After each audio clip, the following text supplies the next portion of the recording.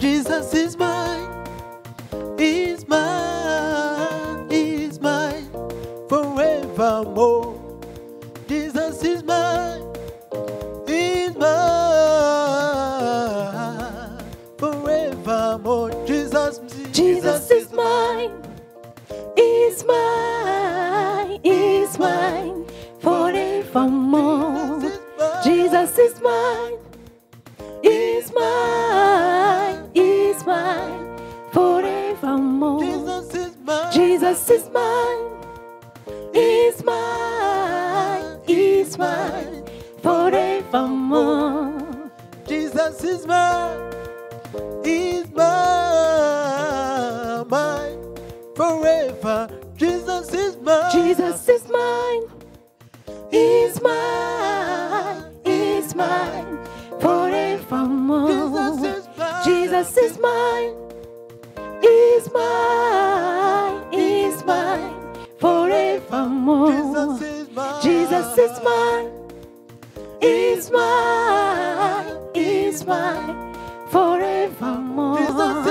Jesus is mine, is mine, is mine forevermore. Jesus is mine, Jesus is mine, is mine, is mine forevermore.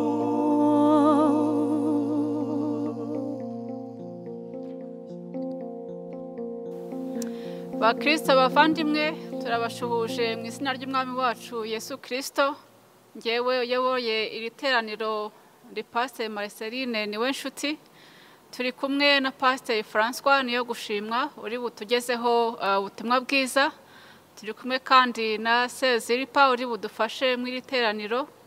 Turi kumwe kandi n'abaririmbyi bari buze kudufasha guhimbaza. Namwe mwese turi kumwe mudukurikiye.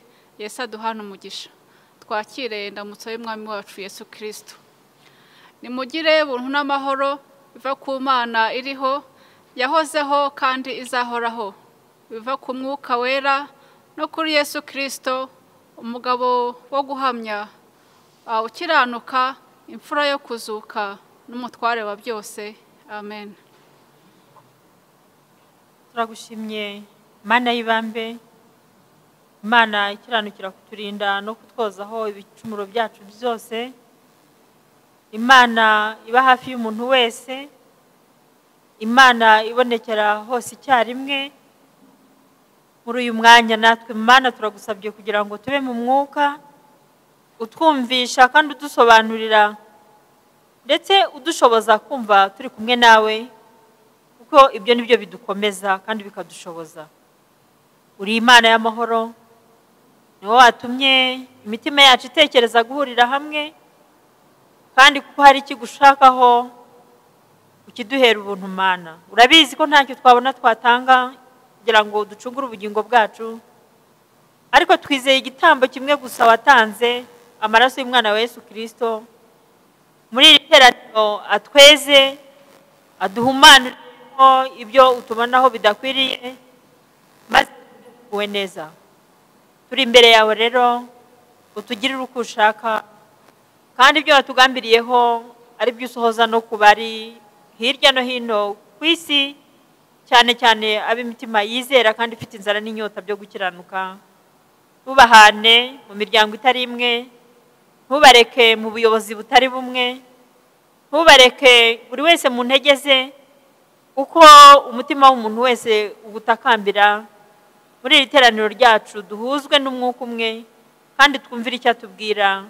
Ni mu izina rya Yesu Kristo umwami wacu. Amen. Bakristo bakundwa, dukomeze dufatanye guhimbaza izina ry'Imana Data wa twese. Dusoma Zaburi 146, duhimbaze izina ry'Imana yacu. Dusoma Zaburi 146. Mutima wanjye shima Uwiteka, nzajya nshima Uwiteka nkiriho, nzajya ndirimbira Imana yanjye ngifite ubugingo. Ntimukiringire abakomeye cyangwa umwana w'umuntu wese utabonerwamo agakiza. Umwuka we umuvamo agasubira mu butaka bwe. uwo munsi imigambi ye igashira. Hahirwa ufite Imana ya Yakobo umutabazi we, akiringira Uwiteka Imana ye, niwe waremye ijuru n'isi n'inyanja n'ibirimo byose, akomeza umurava we iteka ryose. Aca imanza zitabera, zirenganura abarenganwa, agaburira abashonji ibyo kurya. Uwiteka niwe ubohora imbohe, Uwiteka niwe uhumura impumyi, Uwiteka niwe wemesha abahetamye. Uwiteka niwe ukunda abakiranutsi, Uwiteka niwe urinda abasuhuke.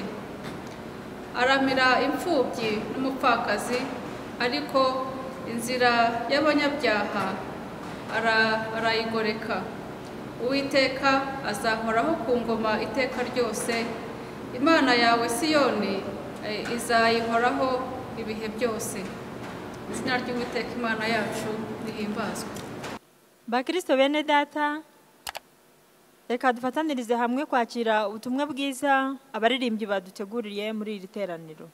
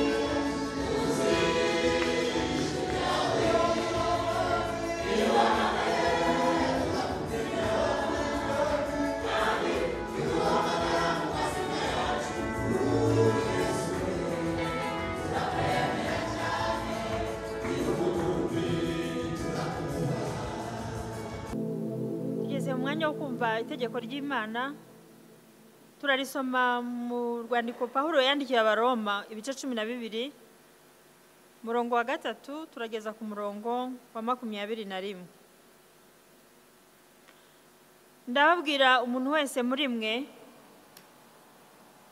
mbwirijwe n'ubuntu nahawe, mwe kwifata uko mutari, ahubwo mutekereze mwitonze nk'uko Imana yagereye umuntu wese kwizera.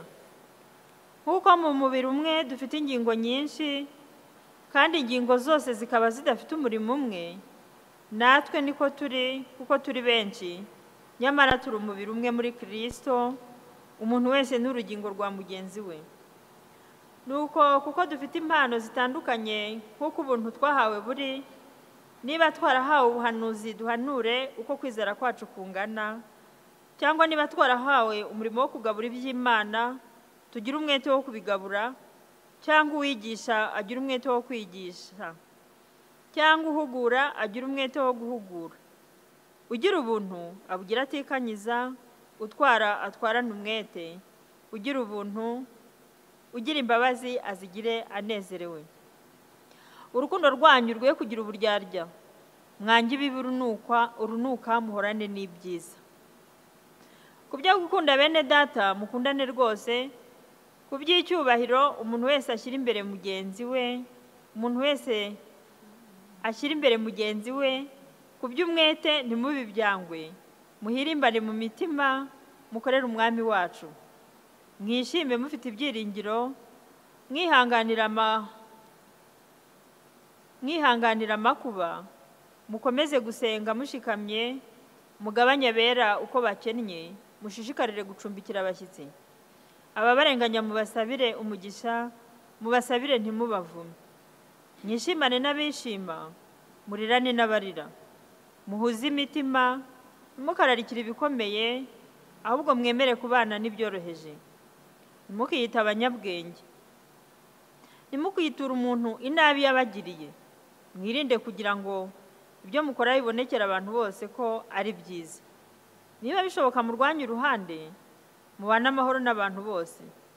Bakundwa, ntimwihoranire, ahubwo mureke Imana ihoreshe uburakari bwayo, kuko byanditswe ngo guhora n'ukwanjye ninjye uzitura, nuko Uwiteka avuga. Ahubwo umwanzi wawe nasonza umugaburire, nagira inyota umuhe icyanywa, kuko nugira utyo uzaba umurunzeho amakara yaka ku mutwe. Ikibi cye kukunesha, ahubwo unesheshe ikibi cyiza. Nyagasani Mana, uduhe imbaraga z'Umwuka wera kugira ngo twumvire amategeko yawe. Dusenge Imana. Uwiteka Mana ishobora byose, ni wowe munyambabazi. Amategeko yawe ntabwo tujya tuyubahiriza, ariko kubw'imbabazi zawe duciriye bugufi kugira ngo utubabarire ingeso zacu mbi. Ushaka ko zihinduka nziza, ni wowe wabidushoboza. Ushaka ko turemwa bundi bushya, ni wowe ubishoboye. Ubiduhaze kandi wakire kwicisha bugufi kwacu, kuko ni wowe dushaka kuduhagurutsa ukadushyira ahakwiriye. Muri iri teraniro twongerere imbaraga z'umutima kugira ngo twumvire amategeko yawe, uhereye none ukageza iteka ryose. Amen.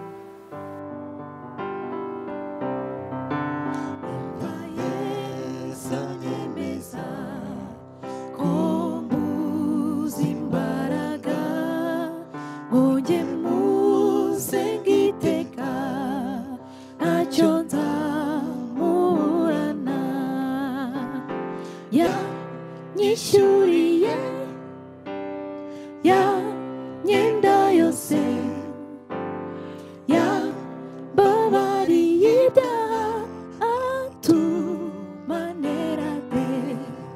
Ni ufite imbaraga zihagije rwose zo gukiza ababembe, zigakiza umutima.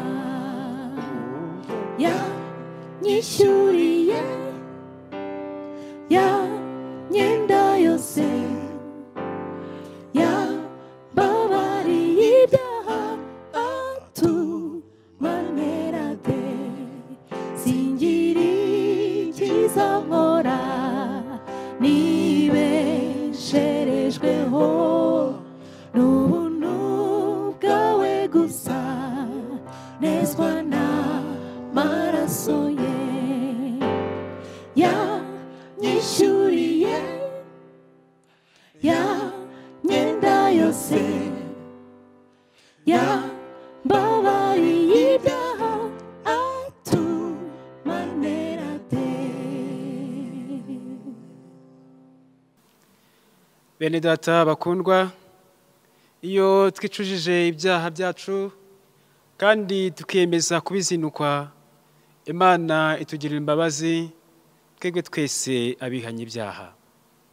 Ubuntu nibwo bwadukijije kuko twizeye. Ibyo ntibyavuye kuri twe, ahubwo ni impano y'Imana. Mwana wanjye humura, kwizera kwawe kuragukijije. Nanjye singuciraho iteka, genda ntuzongere gukora icyaha ukundi. Bavandimwe, twishimire imbabazi Imana itugirira umunsi ku wundi, kuko Imana iradukunda.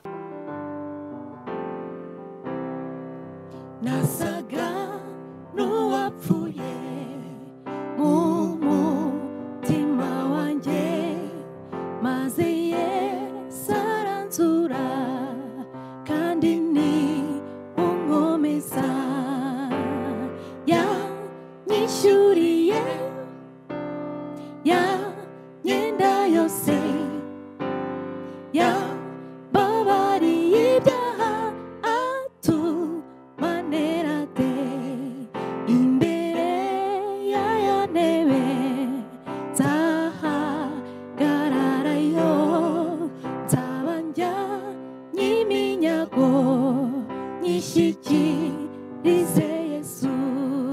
Oh, yanyishyuriye ya myenda yose, yambabariye ibyaha, atumanera de.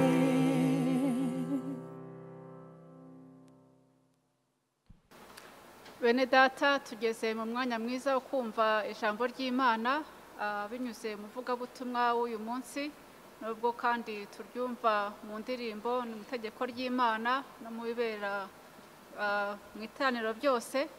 Mu uyu mwanya mureke tubanze dusenge Imana, twicishe bugufi mu mitima yacu, dusenge Imana mbere yuko dusoma ibice, hanyuma umuvugabutumwa Pastor François atugezeho ijambo ry'Imana. Mureke dufatanye dusenge.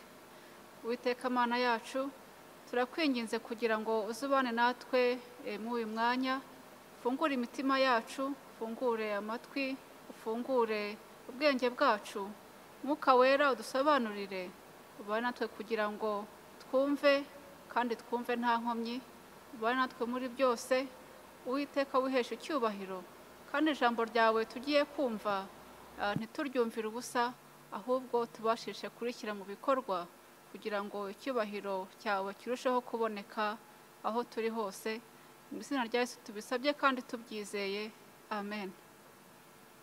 Igice cya mbere turagisanga mu gitabo cy'umuhanuzi Yesaya. Turasoma igice cya 55 umurongo wa 6 tugeze uwa 9. Haravuga ngo, nimushake Uwiteka bigishoboka ko abonwa, nimumwambaze akiri bugufi. Umunyabyaha nareke ingeso ze, ukiranirwa areke ibyo yibwira. Agarukire Uwiteka, nawe aramugirira ibambe. Agarukire Imana yacu, kuko izamubabarira rwose pe. Erega ibyo nibwira si byo mwibwira, kandi inzira zanyu si zimwe n'izanjye, niko Uwiteka avuga. Nk'uko ijuru risumba isi, niko inzira zanjye zisumba izanyu, n'ibyo nibwira bisumba ibyo mwibwira. Turakomeza twumva ubutumwa bwiza, ubutumwa bwa Luka ibice 18 umurongo wa 1 kugeza ku murongo wa 8. Abacira umugani wo kubigisha ko bakwiriye gusenga iteka ntibarambirwe. Arababwira ati, hariho umucamanza mu mudugudu umwe utubaha Imana ntiyite ku bantu. Muri uwo mudugudu harimo umupfakazi, aramusanga aramubwira ati, ndengera ku mwanzi wanjye. Amara iminsi atemera, ariko hageze aribwira ati, nubwo ntubaha Imana sinite ku bantu, ariko kuko uyu mupfakazi anduhije ndamurengera ngo adahora azi iminsi yose akandushya. Nuko umwami Yesu arabaza ati, ntimwumvise ibyo umucamanza ukiranirwa yavuze? Ubwo bibaye bityo, imana se yo ntizarengera intore zayo ziyitakira ku manywa na nijoro? Mbese yazirangarana? Ndababwira yuko izazirengera vuba. Ariko umwana w'umuntu naza, mbese azasanga kwizera kukiri mu isi? Twakire neza ijambo ry'Imana. nshuti bavandimwe, ndabasuhuje mu izina ry'umwami wacu Yesu Kristo. Uyu mwanya dushimye Imana ko iduhaye aya mahirwe akomeye kugira ngo twumve icyo idushakaho, twumve ubutumwa bwayo, twumve ikitubwira. Kandi turayishimira ko ikomeje kuturinda no kubana natwe, ndetse no kuturinda mu bihe bikomeye ndetse n'ibihe turimo. Tugiye kuganira ijambo ry'Imana nk'uko tumaze kurisomerwa. Tumaze gusoma amagambo y'Imana, amagambo akomeye, ariko ngira ngo tuganireho muri uyu mwanya tuyowe n'intego ivuga iti gusenga ubudasiba. Nk'uko tumaze kubisoma mu butumwa bwiza bwa Yesu Kristo ko bwanditswe na Luka, tubona ko Yesu yaciye umugani abigishwa be, ariko ubona ko icyo yaragamije cyane kubabwira kwari ukubabwira ko bakwiye gusenga ubudasiba, ko bakwiye gusenga batarambirwa, bagategereza ibisubizo Imana izabaha. Yesu abaha iki kigereranyo cyangwa se abacira uyu mugani umeze utya w'uyu mucamanza ndetse n'uyu mupfakazi. Uyu mucamanza uko tubona imyitwarire ye nuko yari ameze muri aka kazi cyangwa se muri uyu murimo yari ashinzwe gukora, turabona ko uyu mucamanza ntabwo yitaga ku bantu, yewe nta n'impuhwe yagiriraga abantu. Ntabwo yitaga ku bantu, muri we nta mbabazi yagiraga. Uyu mupfakazi tubonye yagiye amureba inshuro nyinshi kugira ngo amurengere ku mwanzi we, aburane urubanza rwe kugira ngo rukemuke, ariko uyu mucamanza aramwihorera. Tubona ko uyu mugore cyangwa se uyu mupfakazi yaje inshuro nyinshi kureba uyu mucamanza kugira ngo amufashe, kandi uyu mupfakazi yari aremewe, yari afite ikibazo kimukomereye, kuko ntibyatumaga aryama, birashoboka ntibyatumaga agoheka, kuko nawe byatumaga buri munsi ahora aza kureba umucamanza kugira ngo amurengere, amutabare, amukize ku mwanzi we umurembeje. Ariko uyu mucamanza nta kintu na kimwe yari yitayeho, ndetse twanabibonye ngo yewe uyu mucamanza ntiyitaga ku bantu, ndetse n'Imana ntiyarizi, ntabwo yubahaga n'Imana. Ikintu gitangaje gikomeye nabonye, uyu mucamanza yaratekereje ati kugira ngo nikureho uyu mugore uwaruza buri munsi akanesha umutwe, buri munsi akanesha umwanya, ngiye kumwikiza, nyamura ikibazo cye ntazongere kugaruka kunesha umutwe.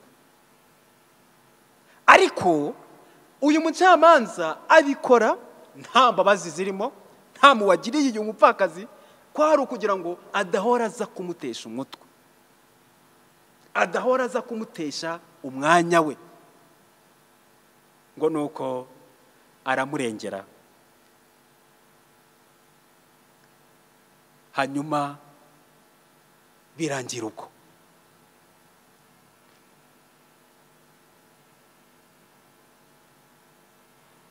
yesu kenshi yakundaga gukoresha imigani, ariko afite intego y'icyo ashaka kugeraho. Nk'uko twabibonye hejuru, yesu yari afite intego yo kubwira abigishwa be ko bakwiye gusenga ubudasiba, bakwiye gutitiriza, badakwiye kurambirwa, ahubwo bakwiye gusenga Imana, hanyuma bagategereza ibisubizo Imana ibaha. Yesu arangije abwira abigishwa ati ngo none se ntabwo mwumvishe ibyo umucamanza ukiranirwa yakoze? Umucamanza utubaha Imana ibyo yakoze.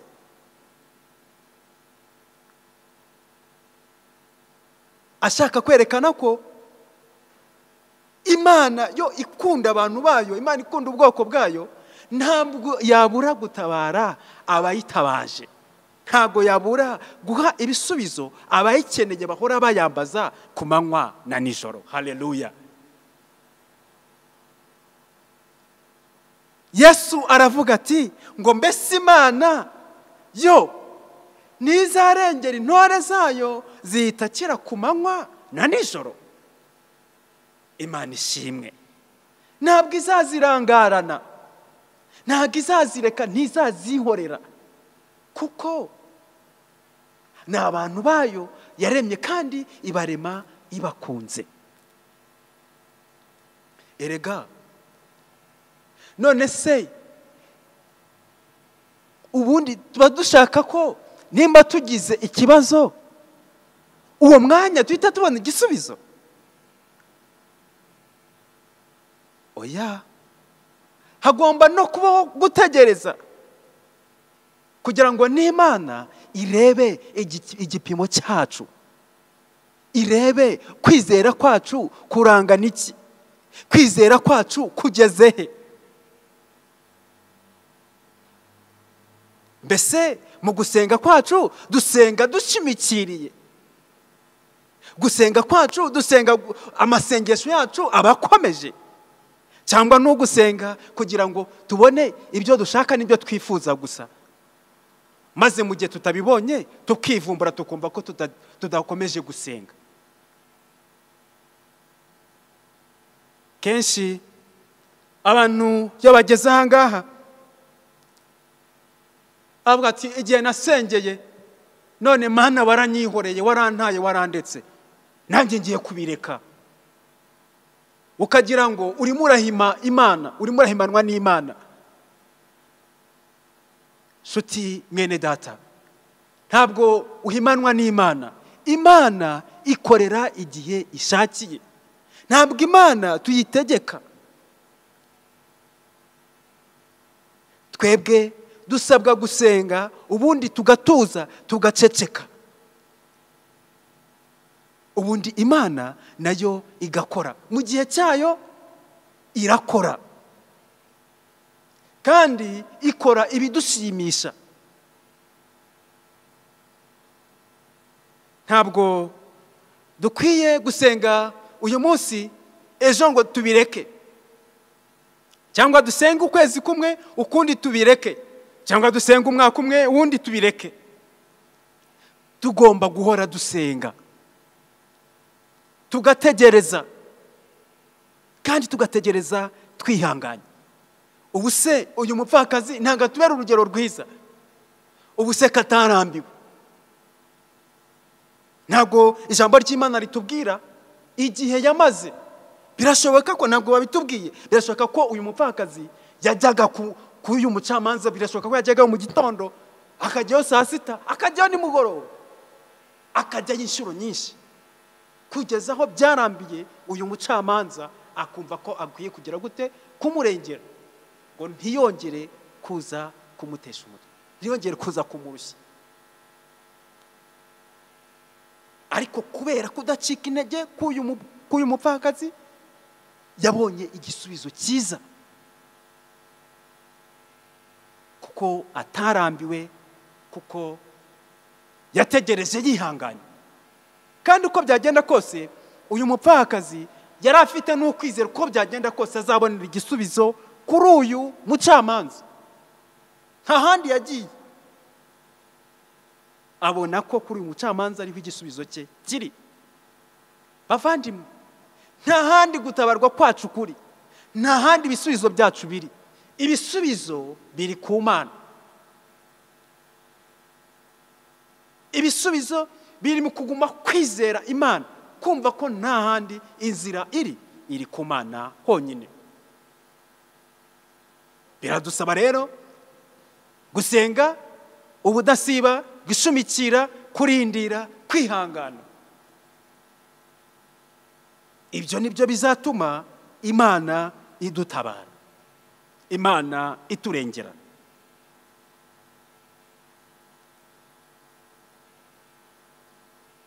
Imana ntabwo ibasha kuduha ibyo tudashobora kwikorera. ibitubaho byose biba byabanje kunyura ku munzani w'Imana, ikareba ikamenya ko ese ibi bintu koko nibigera kuri uyu muntu azashobora kubyikorera, azashobora kugendana nabyo. yabona ko yashobora kubyikorera, hanyuma ikemera bikamugeraho. ntabwo buriya Imana ishobora kudukorera umusaraba tudashobora kwikorera. oya, ntibishoboka.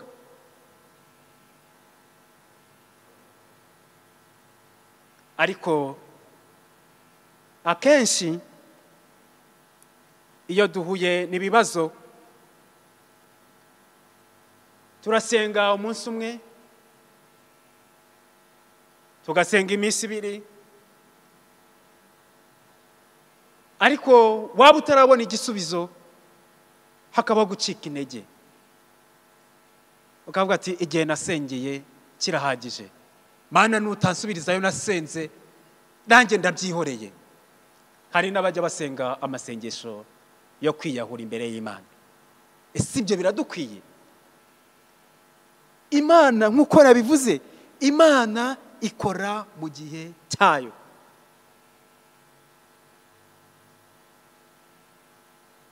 kandi nagira ngo mbabwire, turi buze kwibona mu gitabo cy'umuhanuzi Yesaya twasomye. Imana ikorera igihe.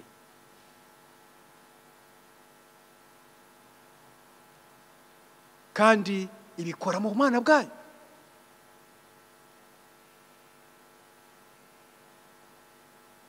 ikindi, burya dukunda kubikoresha iby'Imana birya abarambije. niko tujya dukunda kuvuga ngo abarambiwe bagiye kare.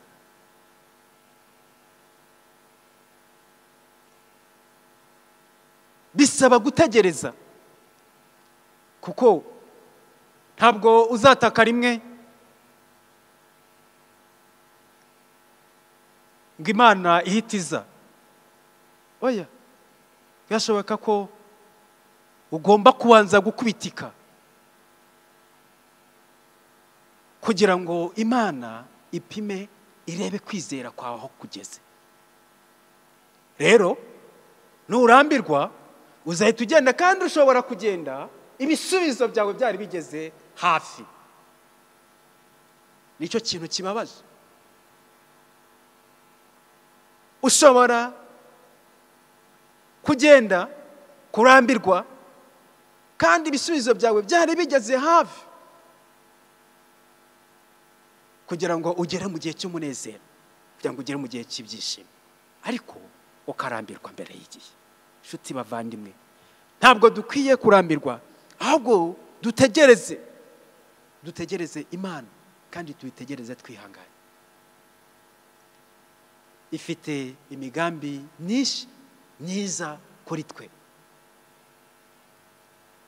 icyo dusabwa ni ugushumikira, ni ugusenga, ni ukomeza kuba imbere y'Imana, kandi dufite kwizera gushyitse.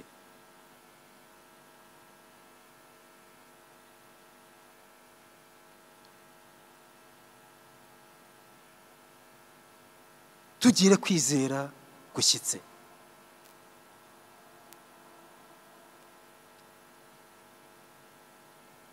yesu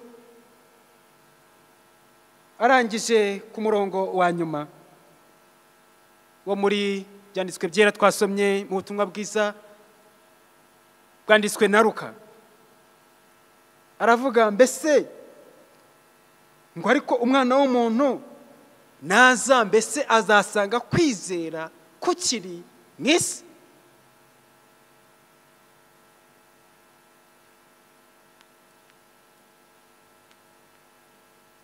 nicyo nari maze kuvuga. Abantu barambiwe gutegereza umwami Yesu, ngo se ngo igihe byavugiwe ko azaza mbese ari hehe?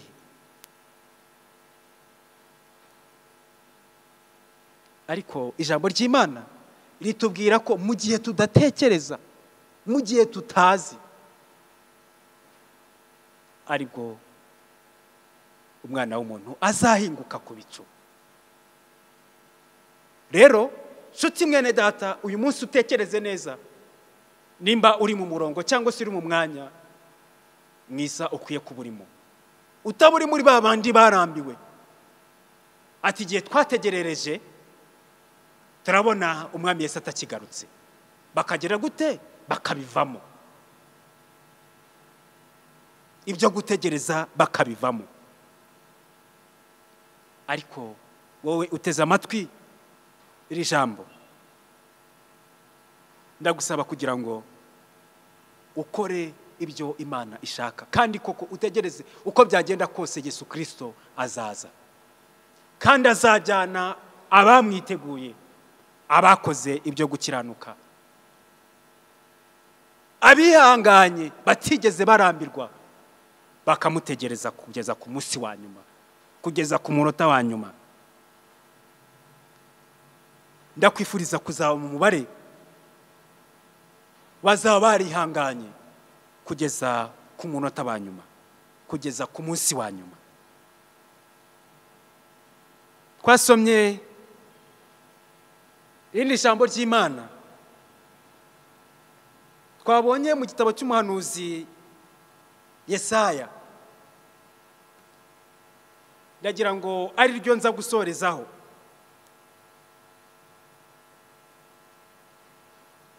Yesaya arahanura ati nimushaka Uwiteka bigishoboka kabonwa.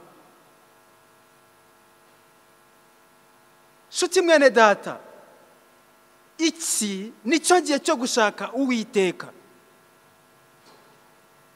Uyu munsi niwo munsi wawe wo gushaka Uwiteka, kuko nicyo gihe cyo kubonekamo ko Yesu aboneka. Nicyo gihe cyo kumwambaza.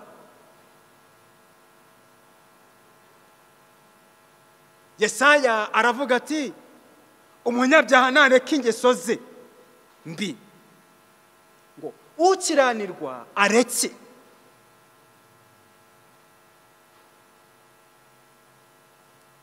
Nareke agarukire Uwiteka. Nshuti bavandimwe, iki ni igihe cyo kugarukira Imana, ni igihe cyo kwegera Imana, ni igihe cyo gusanga Imana, kandi tukabikora tutarambirwa.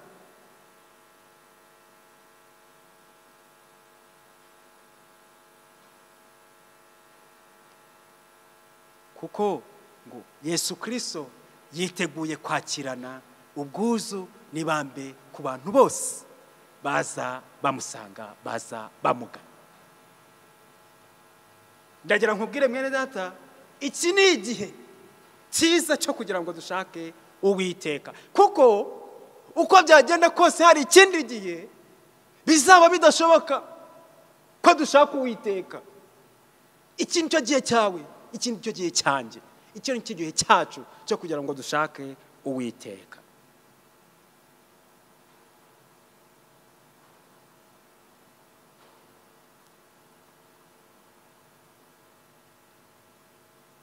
Uwiteka aravuga ati ngo erega ibyo nibwira sibyo mwibwira,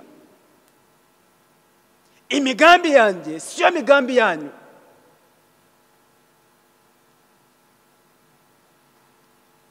Ndetse inzira zanyu sizo nzira zanjye.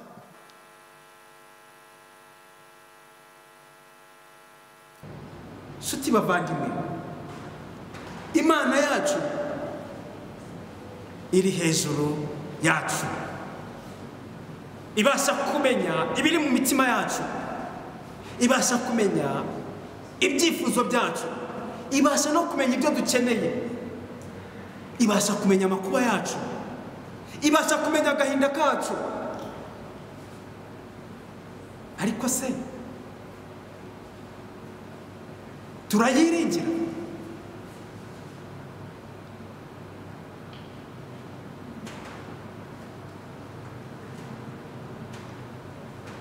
Imana itugirira neza.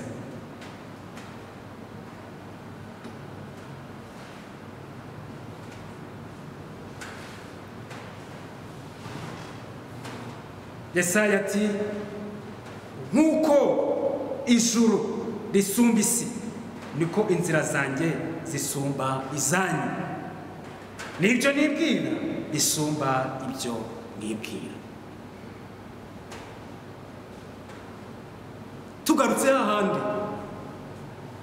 umuntu ashobora gusenga akavuga ati, agasenga umwaka akabona ikintu yasengeye ntabwo arabonera igisubizo, ntabwo arakibonera igisubizo. Ariko se man, ni ukubera iki njye nabona ibisubizo? Barunaka ko basenga bakabona ibisubizo, ese ko badasenga bakaba bahirwa ko bameze batya?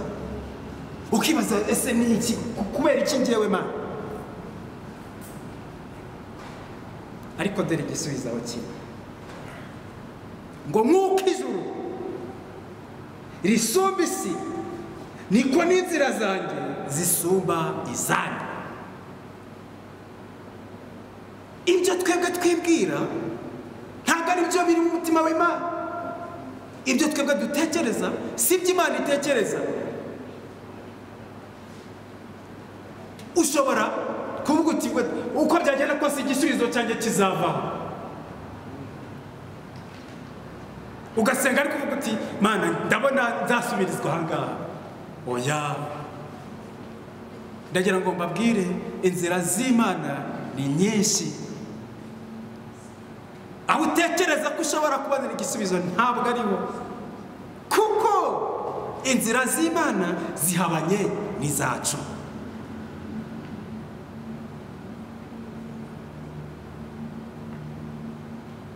Nshuti muvandimwe, niyo mpamvu udakwiye gusenga wijujuta cyangwa se wivovota uvuga uti, ese Mana kuki njyewe wanyibagiwe?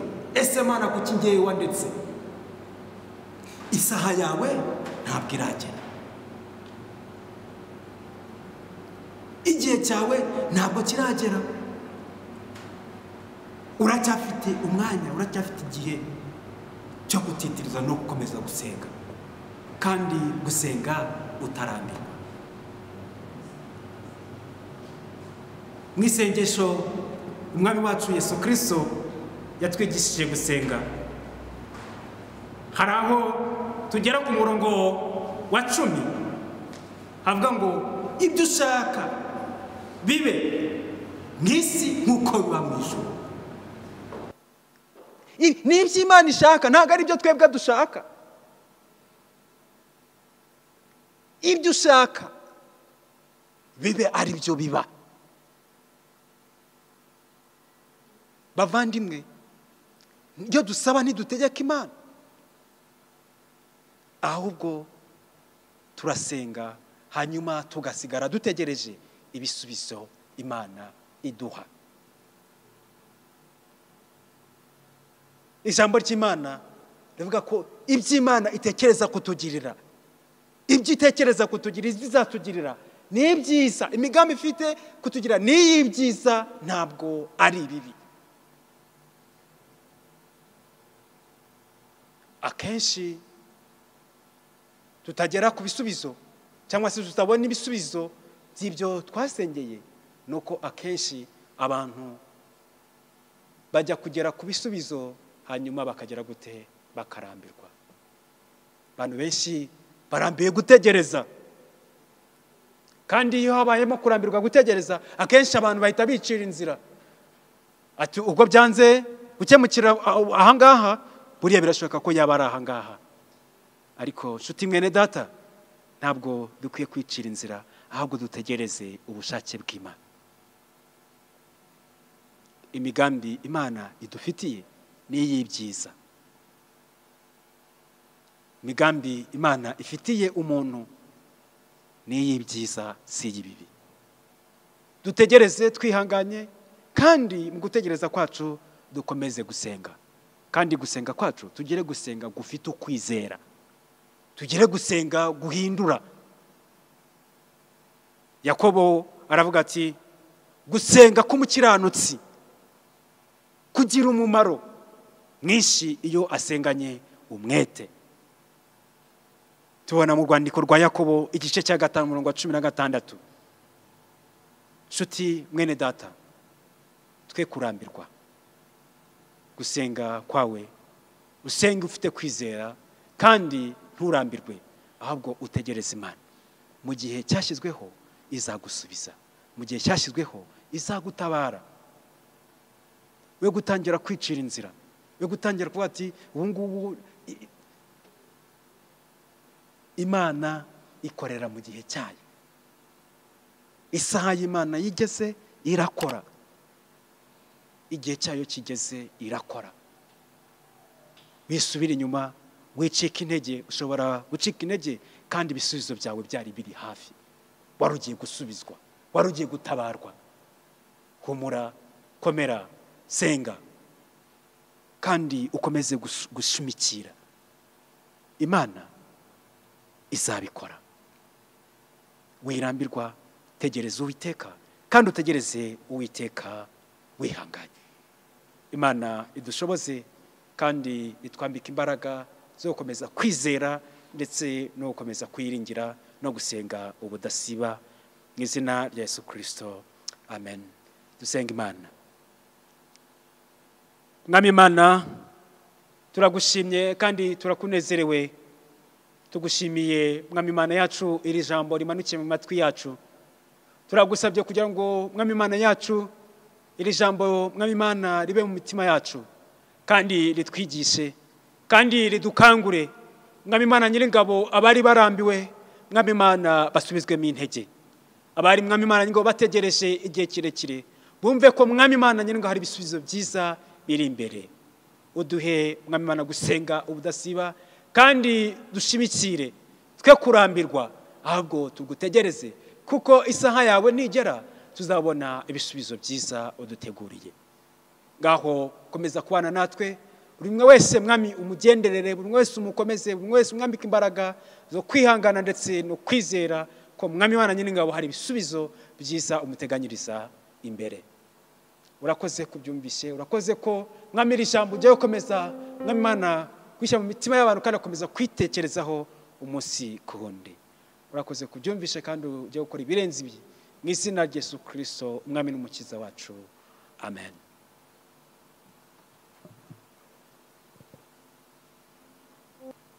Pastor François arakoze kutugezaho ubutumwa bwiza.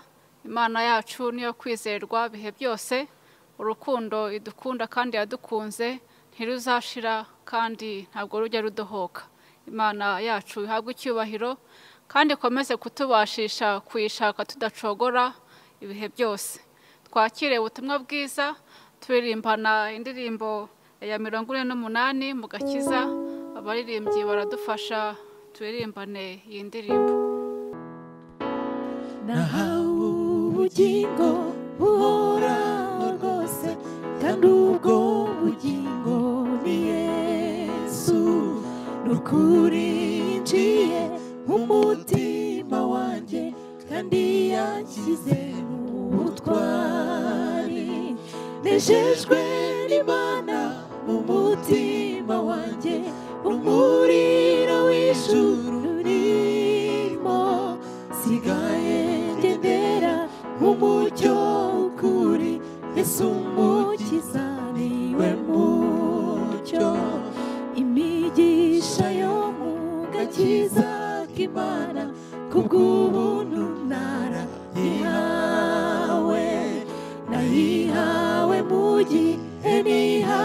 ibyaha imbere y'umukiza Yesu.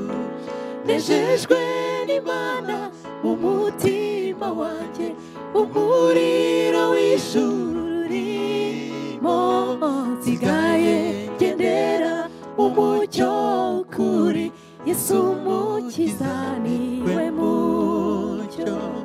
Umukiza niwe wankuye mu ishyamba, nsigaye mba mu murima we.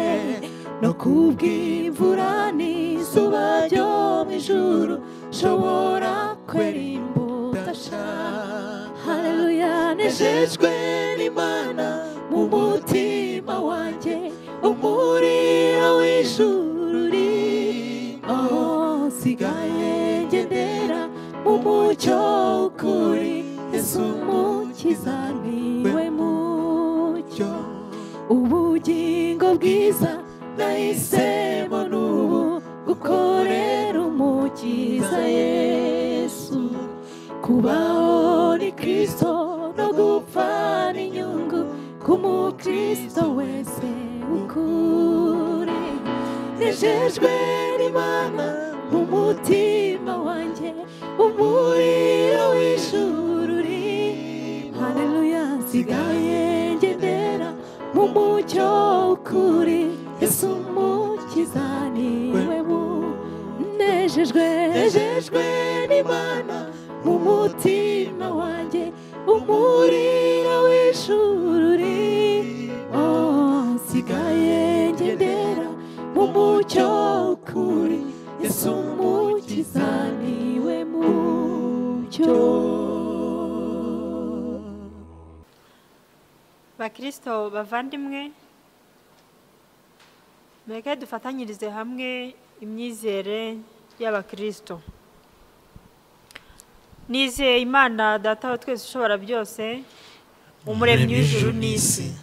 Nizeye Yesu Kristo umwana wawe w'ikinege, umwami wacu, wasamwe kubw'Umwuka wera, abyarwa n'umwari Mariya, yabajwe ku ngoma ya Ponsiyo Pilato, yarabambwe, arapfa, arahambwa, amanikwa ikuzimu.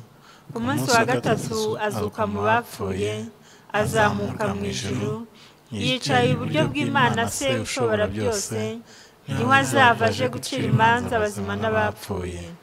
Nizeye Umwuka wera, ndemera itorero ryera ry'Abakristo bose, n'ihuriro ry'abera, no kubabarirwa ibyaha, no kuzuka kw'imibiri, n'ubugingo budashira.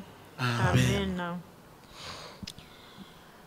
Turakomeza umwanya wo gutanga amaturo, dushimira Imana kubw'ibyo dukorera byose mu buzima bwacu. Kandi reka dukore uwo murimo dufatanya n'abaririmbyi indirimbo ya 286.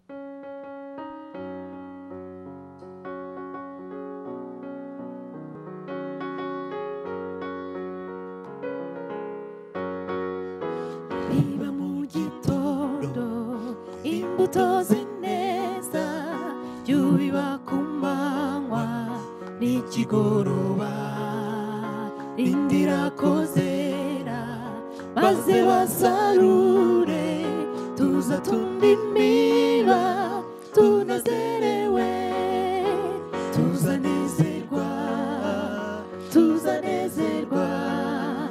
idutundimiba, tuzanezerwa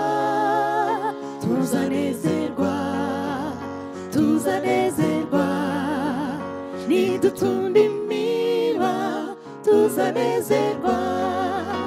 Ibizuba riva biba mu kibunda, ntugatinye ibihu n'imbeho nyinshi, amasarurane mirimo bishize, tuza tundimiba tunezerewe, tuzanezerwa idutundimiba, tuzanezerwa idutundimiba,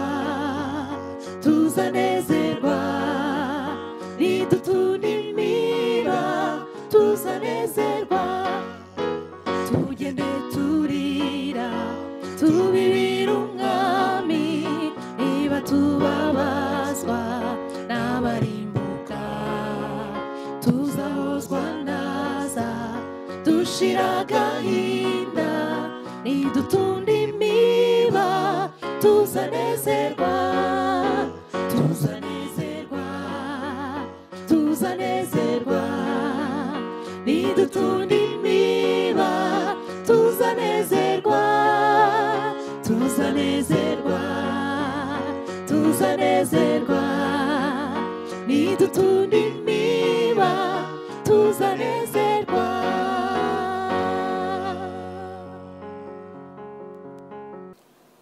kubwo igikorwa cyiza tumaze gukorera hamwe, reka dushimire Imana kandi dusabe Imana kweza umurimo w'intoki zacu. Mana, turagushimye, uhereye kera kose wagiye usezeranya abatubanjirije umugisha. Kera wasezeranyije Aburahamu kuzagendana nawe, ugakorana nawe kandi kutazamuhana.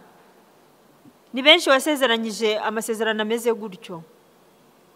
Natwe wagendanye natwe mu mirimo yacu, mu buto bwacu, mu gikuriro cyacu, mu gutera intambwe z'ubuzima mu mibereho yacu, mu byo twagiye dukoresha imbaraga zacu n'ubwenge bwacu. Waraduhiriye, wongeye no kuduhira kuko waduhaye igihe cyiza cyo guhurira hamwe no gutura amaturo. Turayakweretse Mwami, uyeze, uyahe umugisha, atunganirizwe kugira ngo imirimo ya buri wese ijye iboneka iboneye kandi ijye iboneka Mwami igutunganira, kandi ivemo ibyo kumutunga no kumuhaza n'abe bose, ndetse no kuba imbaraga z'igihugu. Aho umuntu wese ahagaze, Data, aya maturo yakiru Yesu yaha umugisha, kandi uha umugisha buri wese yiyumvemo amahoro n'umutekano. Turabikeneye rwose, ukomeze kubiduhana ubuntu n'imbabazi, mu izina rya Yesu Kristo umwami wacu, amen. Tugeze ku musozo w'amateraniro yacu uyu munsi. Mwebwe mwese mwabanye natwe, mwebwe mwese mwadukurikiye, ndetse mushobora no kudukurikira n'undi munsi n'andi masaha. Imana ibaha umugisha, kandi twizeye yuko ijambo ry'Imana rivugwa ritagenda ubusa, ahubwo rigira icyo rihindura mu buzima bwacu no mu mibereho yacu nk'abizera, kugira ngo icyubahiro kibe cy'Imana. Yesu aduhana umugisha. Mbere yuko dusoza iri teraniro, dutumire Pastor François aze adusengere kandi adufashe kwisabira umugisha. Bene data, reka dusenga Imana.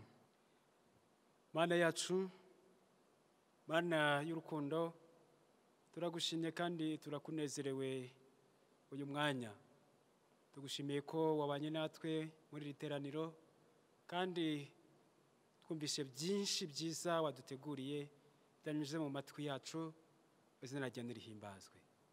Turagusabye kugira ngo ibyo twumvise uyu munsi, Mwami Imana yacu, bibe mu mitima yacu, kandi Data twese mwiza udushoboze kumvira no gusohoza ijambo ryawe. Mwami Imana yacu, tuje imbere yawe dufite ibyifuzo bitandukanye. Mwami Imana yacu, hari ibyo dufite rusange. Mwami Imana, turakwinginze kugira ngo buri umwe wese umugirire neza. Data twese mwiza, turakwereka abarwayi. Mwami Imana, hari uburwayi butandukanye. Turakwinginze kugira ngo buri umwe wese mw'icyo arwaye, Mwami Imana, n'uburwayi bwe, turakwinginze kugira ngo ukore igitangaza. Ukuboko kwawe kwiza kumwe gukiza, Mwami, kugere ku barwayi. Mwami Imana nyiringabo, bakira imbaraga zawe, maze ubabyutse Mwami kuburira aho bari, maze izina ryawe rihabwe icyubahiro. Uyu mwanya Mwami Imana, turakwereka abagizeho ingaruka n'icyorezo cya coronavirus kiri mu gihugu cyacu cy'u Rwanda ndetse no ku isi hose, kugira ngo Mwami Imana yo mu ijuru ubasange, ubakomeze, ubatabare mu izina rya Yesu Kristo. Hari abo cyamaze guhitana, turakwinginze kugira ngo wegere imiryango yabo, uyihumurize, kandi ufite n'imbaraga zo gukuraho uburwayi bwose ndetse n'icyorezo kirimo. Turakwinginze kugira ngo Mwami Imana utabare isi yose. Dore Mwami Imana nyiringabo, hariho kwiheba gukomeye, ariko uri Imana isumba byose. Reka wiheshe icyubahiro kuko ubishoboye. Turasengera Mwami Imana nyiringabo bihugu, Mwami Imana nyiringabo bifite umutekano muke, kugira ngo Data twese mwiza utange amahoro aho atari. dukomeje gusengera igihugu cyacu kugira ngo kigwizemo amahoro yawe mu izina rya Yesu Kristo.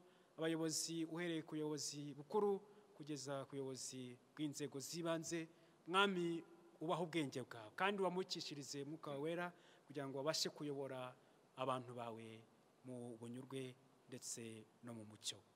Ngaho komeza kwesha icyubahiro, komeze gutanga umugisha mwami Imana nyir'ingabo ku bwoko bwawe, kandi byose ubikore kwiyubahisha maze tuhore dushima izina ryawe. Urakoze ko ubyumvise kandi ukora ibirenze ibyo tukubwiye mu izina rya Data twese n'Umwana n'Umwuka wera, amen. Reka dusengere hamwe isengesho ry'umwami wacu.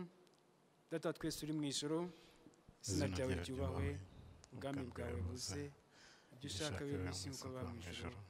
Duhe none ibyo kurya byacu by'uyu munsi, utubabarire ibyaha byacu nk'uko natwe tubabigirira, ntuduhane mu bitwoshya, ahubwo dukize umubi, kuko ubwami n'ububasha n'icyubahiro ari ibyawe none n'iteka ryose, amen. Bene data, reka twisabire umugisha. Mbaragije Imana n'ijambo ry'ubuntu bwayo ribasha kubaka no kubahana ibiragwa n'abera bose. Nuko rero mube maso, mwirinde ubwanyu, murinde n'itorero ry'Imana. Kugira neza no kugira ubuntu ntimukabyibagirwe, kuko ibitambo bisa bityo ari byo binezeza Imana. Mwumvire ababayobora, mubagandukira mu bitunganye byose. Imana nyir'amahoro ibatunganye rwose mu byiza byose, kugira ngo mukore iby'Imana ishima. Uwiteka Imana igira ubuntu bwose, yabahamagariye ubwiza bwose buhoraho muri Kristo. Ibatunganye rwose ubwayo, ibakomeze, ibongera imbaraga zo kuyikunda no kuyikorera. Icyubahiro n'ubutware bibe ibyayo iteka ryose, amen. Mugire amahoro y'Imana.